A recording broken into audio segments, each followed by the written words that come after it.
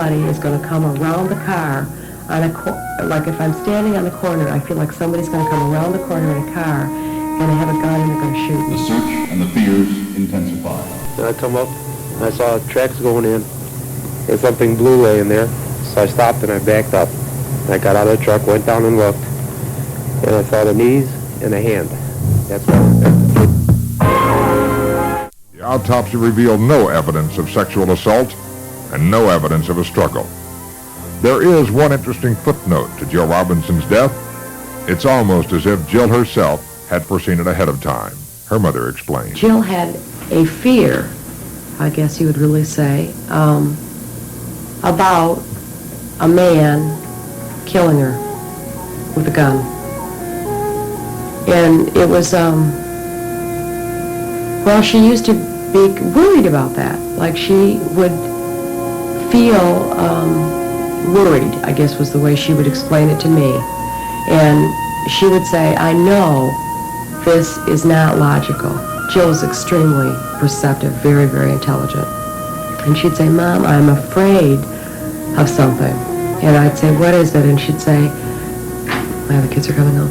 She said, I am afraid that that somebody is going to come around the car on like if I'm standing on the corner, I feel like somebody's going to come around the corner in a car and they have a gun and they're going to shoot me. Jill Robinson had become the 5th Oakland County child to be mysteriously murdered in a year.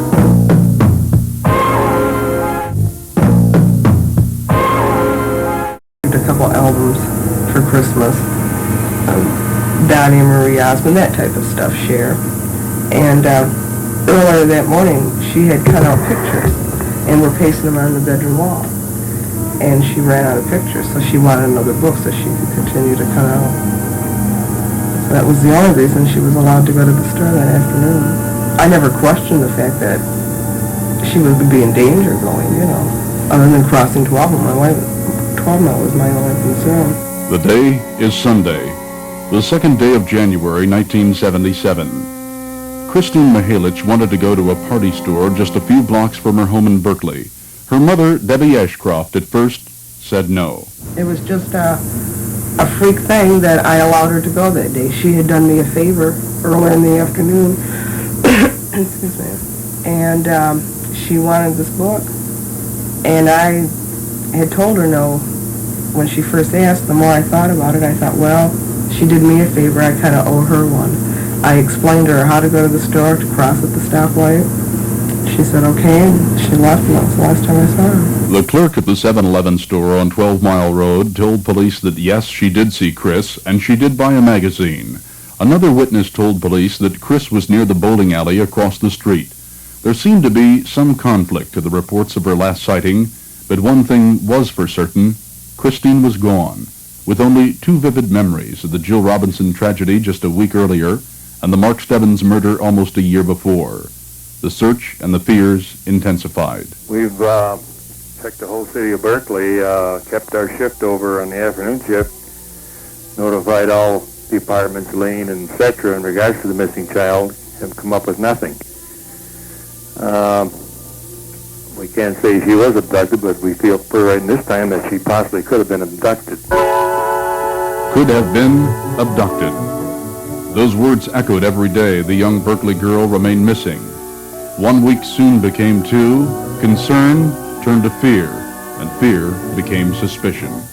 A task force of concerned policemen began meeting and talking of various possibilities.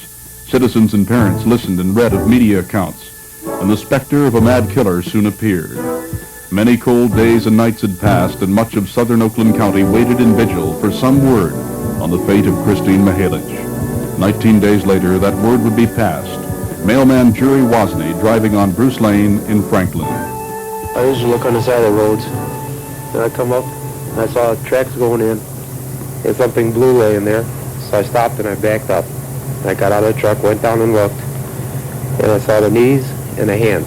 That's why I went back to the police station and got Mr. Wilson to come over and take a look. Chief Wilson did look and said the frail, snow-covered body was that of Kristine Mihelich. She had been smothered. The local community left stunned. The fledgling stage of a special task force gained in numbers and strength. No one knew for sure what was happening, But one thing was known, that a number of children had all died violently in the past year with few clues or reason. The bitter cold and brutal crimes opened the gates of panic and imagination. But Oakland County Prosecutor L. Brooks Patterson was not convinced. We know there are theories abounding now about the possibility of a cult or a crazed madman and so forth. And the public has to understand those are merely theories. There is no evidence at this time to support any particular theory. We really don't know. All we do have are 6 very tragic homicides involving young children from Oakland County. Soon, there would be 7.